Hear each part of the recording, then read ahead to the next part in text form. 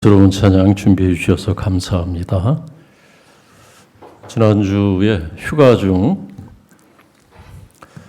저 전라남도 시골에 고향교회에 내려가서 목회를 3년째 하고 있는 후배 목사를 만나서 식사를 같이 하고 차를 마시면서 한나절을 같이 보내고 왔습니다. 3년 전에 고향교회에 부름을 받았을 때 쉬운 결정이 아니었습니다. 목사는 그래도 자기 고향에서 자기를 불러주는 거 기억하고 와서 이곳에서 목회를 해달라는 콜링을 받은 것을 기쁘게 여겼지만은 그 아내 사모는 기쁘지가 않았어요. 그래서 자기는 못 간다고 처음에는 버텼습니다.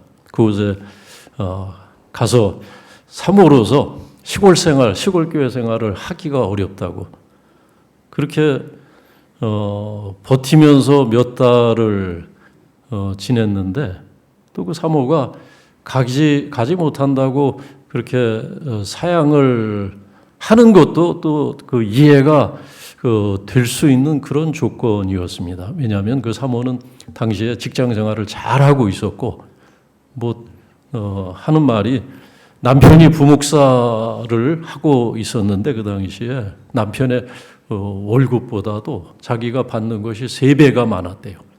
직장 생활을 잘 하고 있었어요. 아주 유능하게 그 회사에서 인정을 받고 또 승진도 앞두고 있었고, 그런 상황에서 좋은 대접을 받고 있는 직장 생활을 내려놓고 시골로 간다는 것, 누가 봐도 쉬운 결정은 아니라는 생각이 듭니다. 더군다나 이 사모는 서울에서 태어나서 줄곧 서울에서 살았던 서울 토백이에요. 시골 생활을 해본 적이 없어요. 상상이 안 가는 겁니다. 시골 생활. 그런데 전라남도 그 외딴 동네, 물 좋고 산만 좋은 그런 곳에 가서 산다는 것이 상상이 안 된 거예요.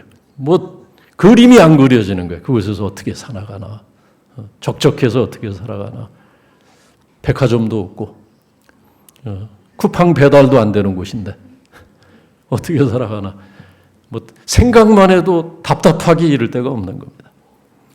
또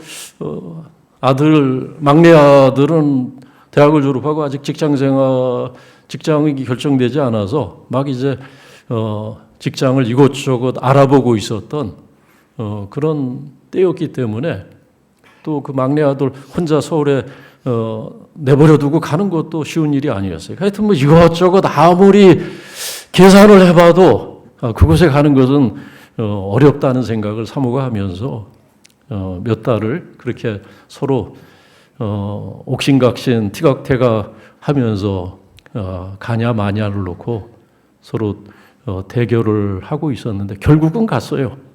가서 지금 3년째 잘 목회를 하고 있는데 제가 물어봤어요. 어떻게 그 어려운 결정을 했느냐.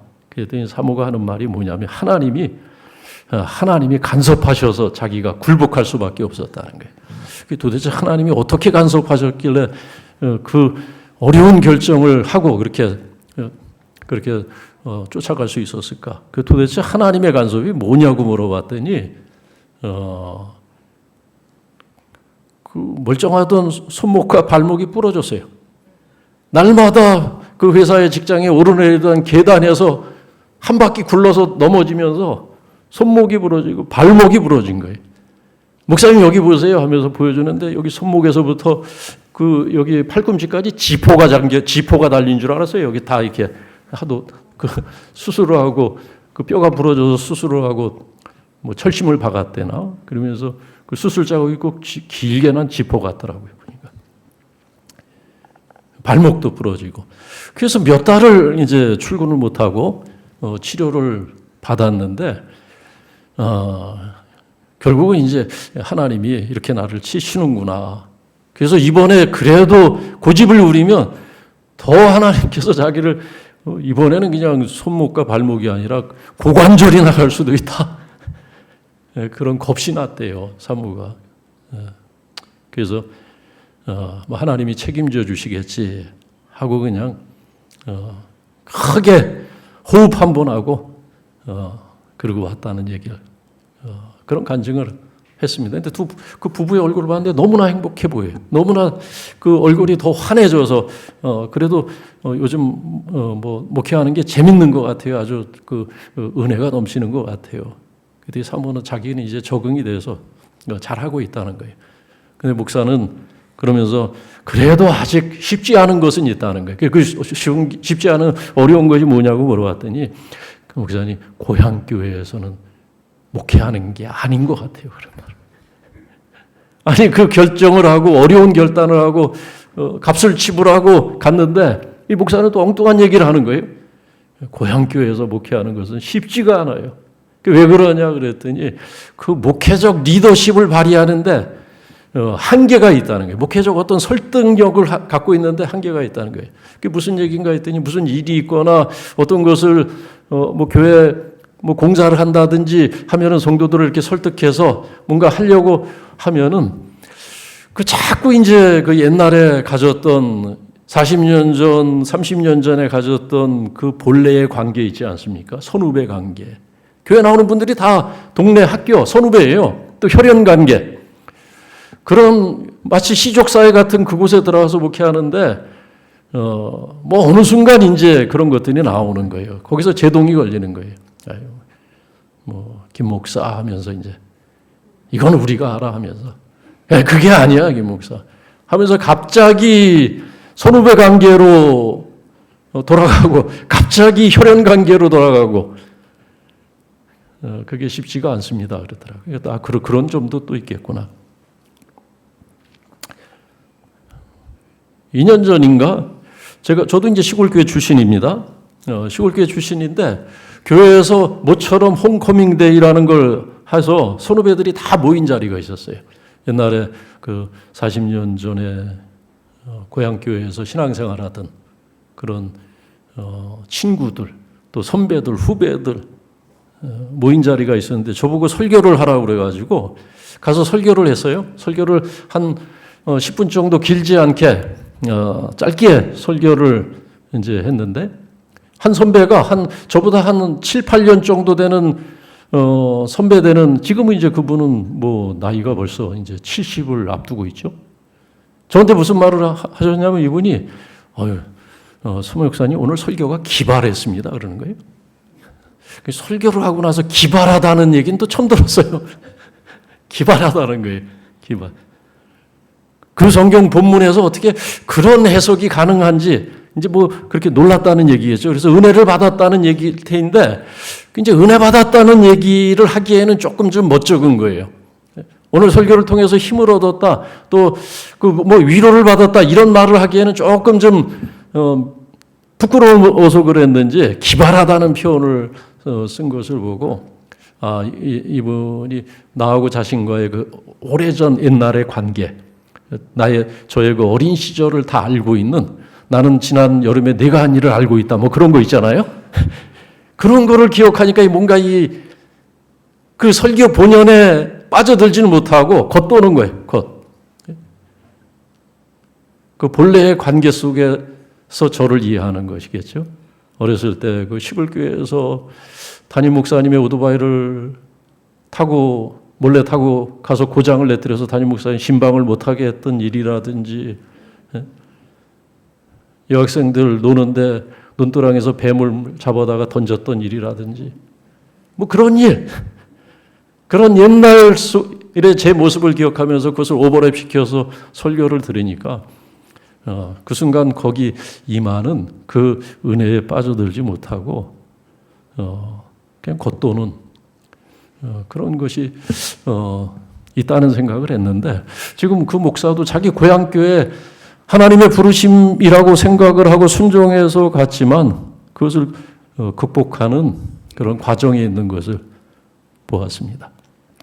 예수님께서 오늘 그런 말씀을 하세요. 44절 말씀에서 선지자가 고향에서는 높임을 받지 못한다. 이것은 비단 갈릴리에서만 그런 것이 아니고 일반적인 일이에요. 일반적인 현실이라고 할 수가 있습니다. 이 갈릴리 사람들이 유난히 완악하고 유난히 폐쇄적이고 유난히 마음이 좁은 사람들이었기 때문이 아니라 이 세상에서 일반적으로 일어나는 그런 일들이라고 할 수 있습니다. 우리가 그렇잖아요. 아유, 그 사람이 권사가 돼서, 아유, 그 사람이 장로가 돼서, 아유, 그 친구가 목사가 돼서, 야, 희한하다 세상. 어떻게 목사가 됐냐, 걔가. 뭐 이런 얘기 하거든요. 그 걔가 아니라 그 인칭대명사 걔. 걔가 어떻게 목사가 됐냐, 이런 말도 하거든요. 자꾸만 그 옛날 그 관계 속에서, 그 설정 속에서 그 사람을 이해를 해요. 그에게 부어진 은혜. 그가 보았던 하나님의, 그가 경험했던 하나님의 은혜. 그건 알 길이 없잖아요. 하나님께서 죄인을 의인 삼으시고 어둠 속에서 살아가는 어둠의 자식 같은 인생을 빛의 자녀로 삼으시는 하나님의 그 사람에게만 임한 하나님의 부르심과 그 은혜를 우리가 그걸 붙들지 못하면 우리도 똑같은 수도 없이 거절과 그런 외면을 하면서 서로 관계를 설정해서 살아갈 수가 있는 겁니다.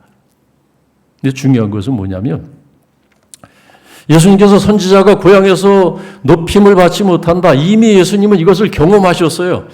마태복음, 누가복음, 그 마가복음에 다 나옵니다. 예수님께서 어떤 사람들이 메시아다, 그가 그리스도다, 세상에 빛으로 오신 분이다. 그런 복음의 말씀이 갈릴리에까지 전해졌을 때 갈릴리 사람들의 반응은 어땠냐면 어땠습니까? 갈릴리 사람들이. 야, 우리 고향 사람이, 우리 고향에서 나신 분이 그런 분이었냐? 우리가 지지하자. 프랭카드 내걸고. 그러진 않았어요. 갈릴리 사람들이 하나같이 그가 목수의 아들이 아니더냐? 목수의 아들이다. 우리가 그 아버지를 아는데 어떻게 예수가 그리스도가 될 수 있으며 어떻게 예수가 하나님의 아들이 될 수 있느냐? 세상의 구주가 될 수 있느냐? 예수님을 아는 것 때문에 오히려 배척을 합니다. 예수님을 아는 것 때문에 오히려 거절을 하고 오히려 마음을 닫아요. 그 형제들을 우리가 알고 있지 않느냐? 그 형제들이 우리 가운데 있지 않느냐? 그 형제들과 우리가 도대체 뭐 다른 것이 무엇이냐? 생각하면서 예수님으로 바라보지 못하는 그런 일이 있었습니다. 근데 오늘 말씀은 뭐냐면은 그럼에도 불구하고 예수님은 갈릴리로 가셨다는 거예요. 그것이 세상의 이치고 세상의 상식이고 선지자가 자기 고향에서는 대우를 받지 못하고 존경을 받지 못하는 것이 현실인데 그럼에도 불구하고 그렇기 때문에 예수님은 갈릴리 행을 택하셨다는 겁니다. 여러분, 예수님은 부활하시고 나서도 가장 먼저 가신 곳이 갈릴리예요. 그래서 제자들에게 갈릴리에서 보자 말씀하셨어요. 주의 천사들이 부활하신 주님의 소식을 알려주고 나서 그 무덤에서 제자들에게 갈릴리로 가라 말씀을 하셨습니다. 그런데 그 결과는 어땠냐면 오늘 말씀 보니까 그럼에도 불구하고 예수님께서 갈릴리로 가셨을 때에 근데 평소 같으면 거절하고 배척해야 될 갈릴리 사람들이 이번에는 영접했다는 겁니다. 예수님을 영접했어요. 왜냐하면 그들이 보았기 때문에. 그들이 명절을 지키기 위해서 예루살렘에 올라갔다가 예수께서 하신 일, 그것을 보았다는 거예요. 은혜를 입었다는 겁니다. 그곳에서. 감동을 받았다는 거예요. 그렇기 때문에 예수님이 오자 환영하고 영접했다는 것입니다.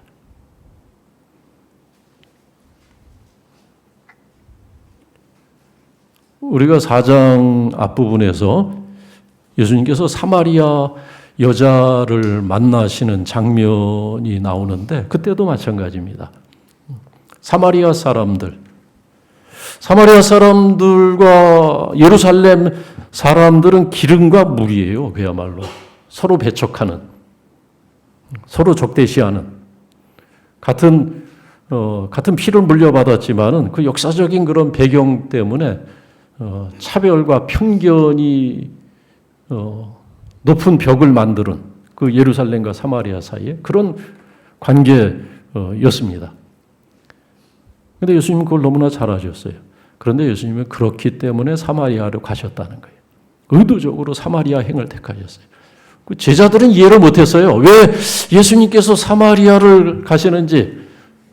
굳이 저 북쪽으로 가신다면은 사마리아를 우회해서 가는 것이 상식입니다. 그런데 예수님께서 사마리아를 통과하시고 또 설상가상 우물가에서 한 여인을 만나시고 그 여인과 말을 섞으시는 예수님을 보자 제자들이 적지 않게 당황하지 않습니까? 그래서 이상히 여겼다.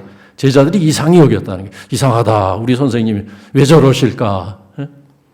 왜 저 미천한 여자와 예수님께서 대면하시고 저 여자와 저렇게 말을 섞으실까?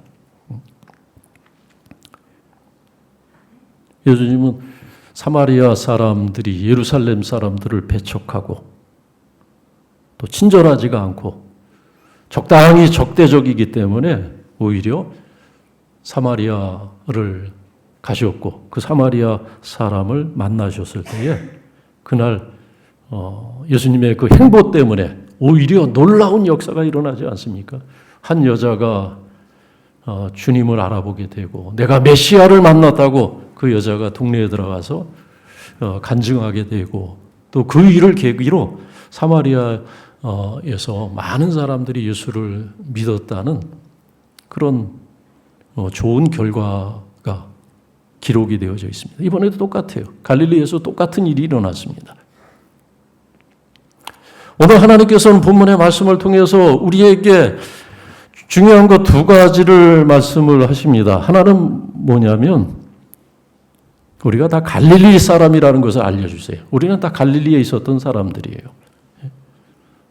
갈릴리에 있었던 사람들처럼 속이 좁고 편견에 사로잡혀 있고 자기 주장에 사로잡혀 있고 세상을 넓게 보지 못하고 다 무엇인가 붙들려 있는 상처가 많은 그런 갈릴리 사람들처럼 우리가 살아가던 삶의 자리가 다 그러한 죄 자리입니다. 근데 예수님께서 그런데 그 갈릴리에 오신 거예요. 우리는 보통 완악하고 마음이 닫혀 있고 그리고 나보다 못한 사람이면은 그런 사람들을 피해가지 않습니까? 멀리하고 피해갑니다. 그게 상식이에요. 그러나 예수님은 오히려 그렇기 때문에 갈릴리에 가신 것처럼 우리가 죄인이기 때문에 오히려 우리를 만나 주신 것이고 우리가 약한 인생이기 때문에 무지한 인생이기 때문에 소망이 없는 인생이기 때문에 예수님은 우리에게 찾아오셨다라는 것을 일깨워 줍니다. 우린 예루살렘 사람들이 아니에요.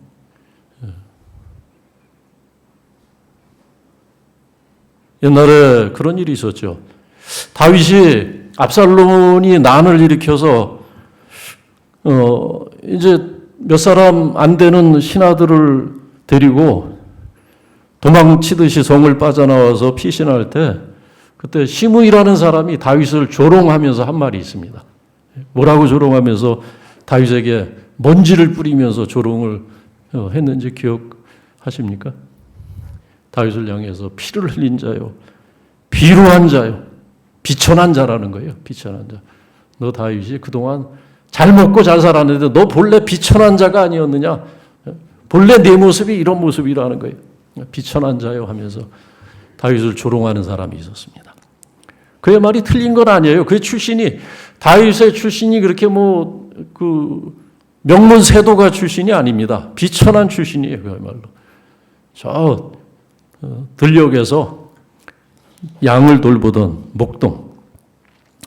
아마 그것을 기억하고 다윗을 그렇게 조롱했던 것 같아요.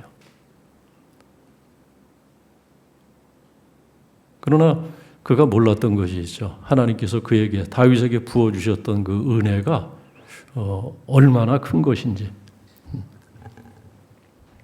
하나님께서 다윗을 그 미천한 자리에서, 비로한 자리에서 다윗을 높여주신 하나님의 놀라운 은혜, 놀라운 축복, 그것을 모르면 우리는 다 비천한 자로 대우받는 것이 마땅합니다.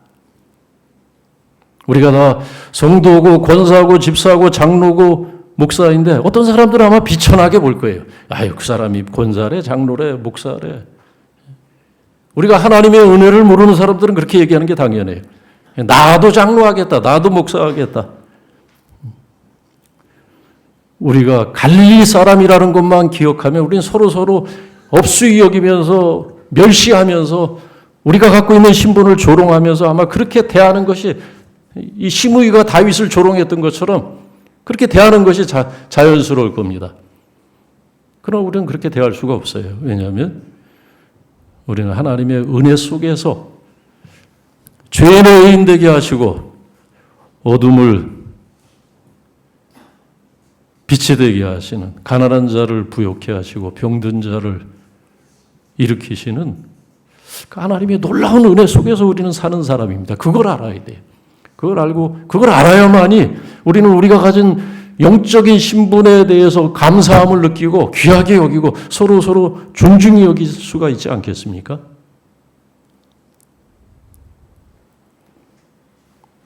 하나님 오늘 이 예수님의 이 갈릴리 행을 통해서 주님의 길이 어떤 길인지를 우리에게 말씀합니다. 지난 휴가 동안에 운전을 많이 했는데 운전을 하면서 그 차인표 씨 간증을 들었어요. 차인표 씨 여러분 잘 알죠? 그 부부가 아주 그 독실한 그 신앙인인데 그 아내 신혜라 씨는 그 기독교 NGO 선교단체 컴패션의 그 홍보대사인 것 같아요. 근데 이제 그 컴패션이 어느 아프리카에 그 아이들을 이제 이렇게 격려하는 그런 행사가 있었는데 신혜라 그 아내가 가지 못하게 된 겁니다. 무슨 일이 있어서 그랬는지 몸이 아팠는지. 그래서 아내가 자기 남편 차인표 씨에게 자기 대신 좀 그 자리에 꼭 참석을 해달라고 그렇게 부탁을 한 거예요. 근데 그때쯤은 이제 차인표 씨는 어떤 선교나 그런 것에 대해서 좀 부담을 느끼고 있었던 그런 시기였던 것 같아요. 그러나 이제 아내가 간곡하게 부탁을 하니까 가기 싫은 여정이었는데 마지못해서 가게 된 거예요. 그러나 가면서도 그 컴패션의 봉사자들과 부딪히는 것이 싫어서 자기는 따로 다른 대원들은 다 비행기에 대한항공에 일반석에 타서 가는데 자기만 자기 돈 더 내고 비즈니스석을 타서 딱 이렇게 구별짓고 간 거예요. 그리고 이제 공항에서 만나면 되지 하고 그래서 공항에서 이제 다 그 대원들과 만났는데 그 팀을 이수하던 목사님이 차인표 씨를 따로 불러서 부탁을 하더래요. 이제 가면은 정말 우리가 상상하는 것 이상으로 가난하고 병들고 그리고 아주 그 남루한 인생을 남루한 그런 정말 열악한 환경에서 살아가는 그런 아이들을 볼 텐데 그 아이들이 지금 우리를 기다리고 있습니다. 그런데 가서 우리 차인표 씨가 해야 될 일은 다른 것도 아니고 그 아이들을 하나하나 좀 안아달라는 부탁을 하더래요. 그 아이들 정말 보잘것없고 또 정말 뭐 더럽기까지 하고 그런데 그래도 싫은 내색하지 마시고 좀 하나하나 딱 이렇게 껴안아 주면서 하나님이 너를 사랑한단다. 하나님이 너를 사랑한단다. 그 얘기를 이렇게 좀 해주라는 그 아이들이 힘을 얻을 거라고. 그리고 그 다음은 이제 우리가 한다고. 그래서 차인표 씨는 그 아이들 안아주는 것만 하고 하나님이 너를 사랑한단다. 그 얘기 한마디만 하면 그 차인표 씨 역할은 이제 끝난 겁니다. 그 다음에 이제 그냥 텐트에 들어가서 쉬시면 됩니다. 그렇게 부탁을 했대요. 그거는 자기가 못하겠나. 뭐 연기라도 하면 되지. 배우잖아요. 연기라도 그 정도는 뭐 할 수 있지.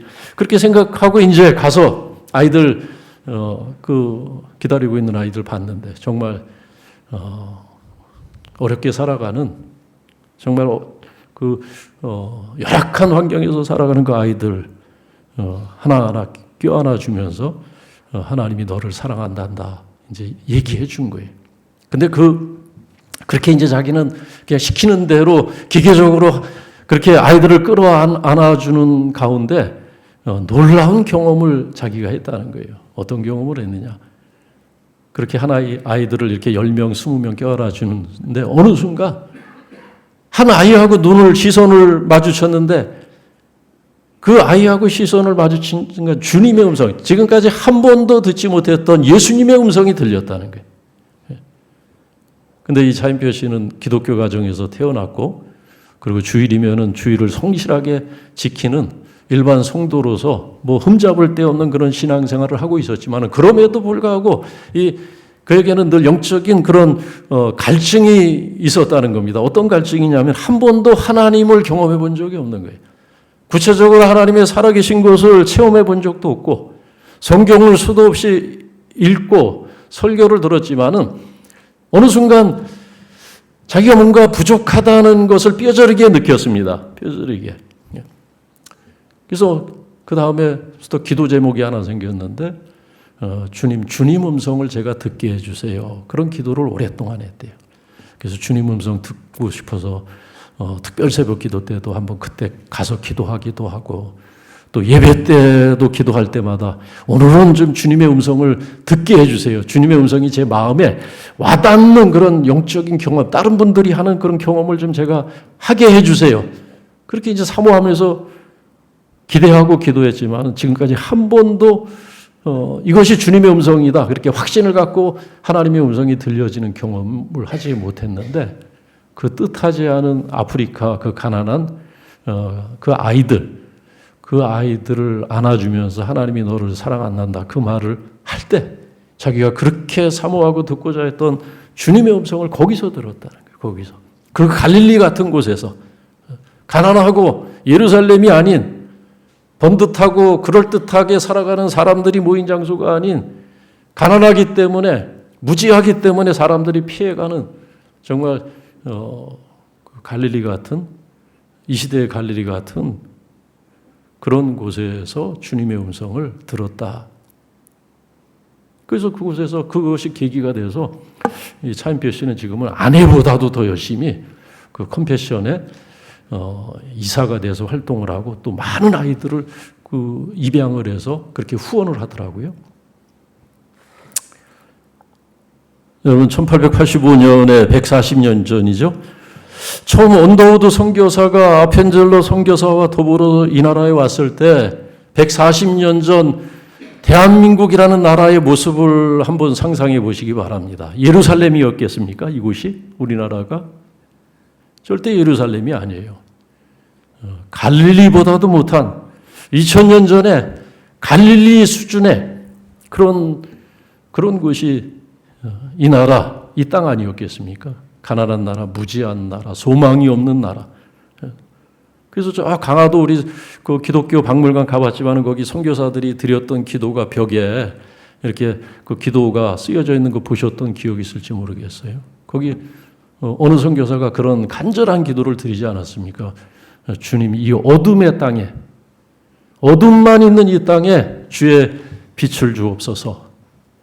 그런 기도를 선교사들이 드렸어요. 이 선교사들이 보기에 이 땅엔 정말 어둠만 있는 땅이었습니다. 지지리도 못 사는, 정말 무지하고 온갖 우상과 잡신들에 묶여서 다 자기 신을 섬기면서 가난을 가난으로 생각하지 못하고 무지를 무지로 생각하지 못하고 절망을 절망인 줄도 모르고 그냥 살아가는 그런 이 땅에 그 원더우드 같은 선교사들이 이곳을 갈 때 그러니까 사람들이 그곳은 가면 안 된다는 거예요. 좀 적당한 데 가서 선교해야지 왜 조선 땅으로 가려느냐. 원더우드 선교사는 뭐 학벌도 좋은 사람이에요. 뉴욕 대학교를 나온 사람이고 뉴욕 대학교 좋은 대학이거든요. 좋은 신학교를 나왔고 그리고 그 아버지는 그 당시에 원더우드 타자기 회사의 오너였고 집안이 잘 사는 집안이었습니다. 집안이 아주. 그 형제들이 다 우수한 인재들이었어요. 다 하버드, 옥스퍼드 이런 데 나온 그 형제들이 다 그런 그 기본 이상을 하는 그런 가문이었습니다.